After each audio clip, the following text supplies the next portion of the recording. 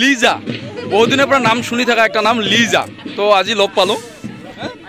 আচ্ছা কতদিনের পরে বাহিৰত আছ তুই বাহিৰত 10 বছৰ হল 10 বছৰ হল না কৈ দে নালাগে যি চিনি পায় যদি ভাল লাগে তেতিয়া আহি পালো আৰু এতিয়া এনেকে গেট খুলি দি আছে আমাৰ আবো এ বা দই মিঠাই এটা কোনঠেৰ দই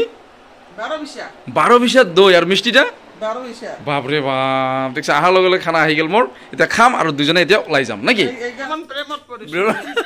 আমি দুজন প্ৰেমত সিধা কৈ থাকো বেপারে বাড়ি ডাইরেক্ট লগ পাম এনেকে ওলালো মানে এইফালে আছে এইখানে হয়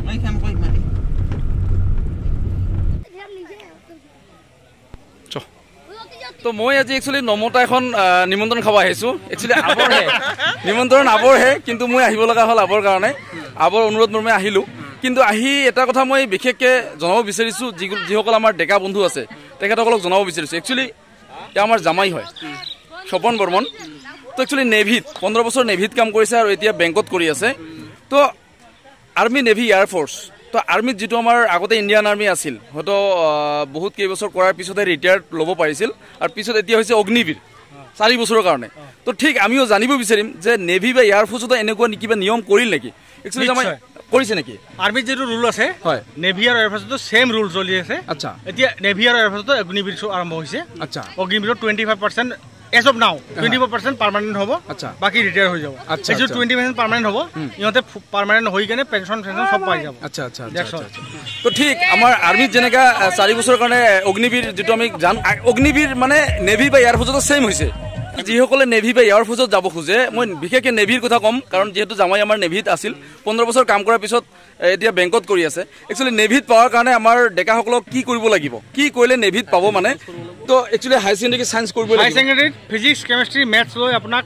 70% actually physics and maths chemistry not compulsory physics and maths লৈ আপোনাৰ হাই সেকেন্ডাৰি পাস কৰিব লাগিব আগতে এটো 50% আছিল আজিকালি percentage নুখুজে only physics and maths লৈ আপোনাৰ হাই সেকেন্ডাৰি পাস কৰিব লাগিব তাৰপিছত আপুনি ইন্টাৰভিউ দিলে পাস চাকৰি পাই বাস তো আপোনালোকে নিশ্চয় কথাখিনি বুজিয়ে পাইছে যে হাই সেকেন্ডারি সায়েন্স হ'ব লাগিব আৰু ফিজিক্স কেমিস্ট্ৰি ম্যাথস কিন্তু কেমিস্ট্ৰি আৰু ম্যাথস বেছিকে গুৰুত্ব দিয়া হয় ফিজিক্স এন্ড ম্যাথস বেছিকে কম্পালসাৰি তো লাগিবই আৰু এটো যাতে গ্ৰেড পাস লৈ কিতেও নহব আগতে হয়তো 50% আছিল কিন্তু আজিকালি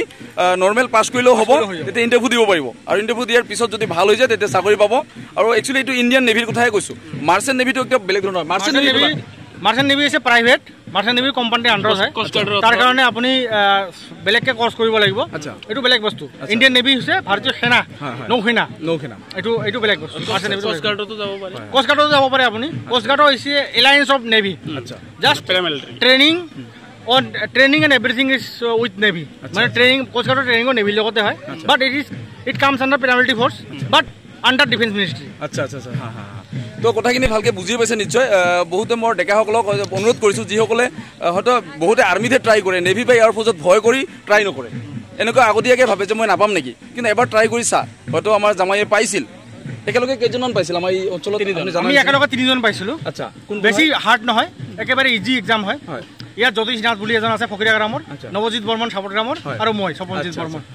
এক্সাম বেছি হাৰ্ড নহয় ইজি হয় আচ্ছা এটা হায়াৰ সেকেন্ডাৰি ক'ত কৰিছিলি মই হায়াৰ সেকেন্ডাৰি কোকৰাঝাৰ গভৰ্ণমেণ্ট কলেজত কৰিছিলো আচ্ছা এতিয়া কি বেংকত মানে কোন বেংকত এতিয়া মই ষ্টেট বেংক অফ ইণ্ডিয়াত আছো ক্লাৰিকেল পোষ্টত আছো আচ্ছা আৰু এটা কথা শুনি লওক এক্স সাৰ্ভিসমেন মানে আৰ্মি এয়াৰ ফোৰ্স বা নেভিৰ পৰা ৰিটায়াৰ হোৱাৰ পিছত আপুনি যদি বেংকত জইন কৰে আপুনি পে প্ৰটেকশন পায় মানে যেই পে আপুনি ৰিটায়াৰ হৈছে সেই পে আপোনাৰ বেংকত আৰম্ভ হ'ব বাপ ৰে বাপ আচৰিত কথা ঠিক আছে দাদা বাকি বহুত ভাল লাগিল তো এইখিনি কথা হয়তো আমাৰ ডেকা সকলে নিশ্চয় বহুখিনি উপকৃত হ'ব তো আশা ৰাখিছো আপোনালোকে ট্ৰাই কৰি নেভি বা এয়াৰ ফোৰ্সত যোৱাৰ চেষ্টা কৰক তেতিয়াহ'লে খুবেই ভাল লাগিব ট্ৰাই কৰক পাই যাব একেবাৰে ইজি আৰু যদি কিবা হেল্প লাগে জানিবলগীয়া থাকিলে আমাৰ জামাই আছে মই ফোন নম্বৰটো গাই দিম মোক কমেন্ট কৰিলে হৈ যাব ফোন নম্বৰটো দি দিম ডাইৰেক্ট ফোন কৰি অলপ হেল্প ল'ব পাৰিব থেংক ইউ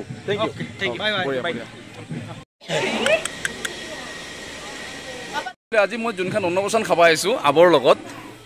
তো একচুয়ালি দাদাৰ ল'ৰা হয় মানে নমস্কাৰ দাদা ভালে আছে ভাল তো আহিলো আৰু আবৰ লগত ঠিক আছে খুবেই ভাল লাগিল একচুয়ালি দাদা আমাৰ ঘৰৰ ওচৰতে আছিলো একেলগে হয়তো আগত কিন্তু এতিয়া মানে কালপানীত আহিল সাপট গ্ৰামৰ ওচৰত তো আজি বহুত দিন পিছত লগ পালো খুবেই ভাল লাগিল দাদা থেংক ইউ বাকি ইফালে খোৱা লোৱা আয়োজন কৰিছে মই অলপ দেখুৱাই যাম ঠিক আছে বাকি খানা টেষ্ট হৈছে